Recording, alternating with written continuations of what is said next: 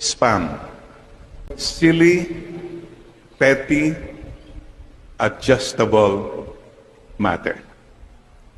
Watch out. Ano yung madalas na pinoproblema mo o nang babagabag sa'yo? Are they really essential matters?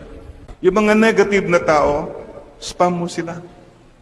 Why should you be affected by negative people? Ano man ang gawin mo, nandiyan pa rin sila. Huwag mong patulan lahat. That's what I'm saying. Choose your battles. Pipiliin ko na yung papatulan kong problema. I cannot handle all problems. I'll just choose what is important. I don't waste my time anymore feeling bad, feeling hurt. What for? Alam yung gawin niyo sa spam, di ba? Spam, dinidelete. Kaya, dinidisregard. It's there, but it's not something that will destroy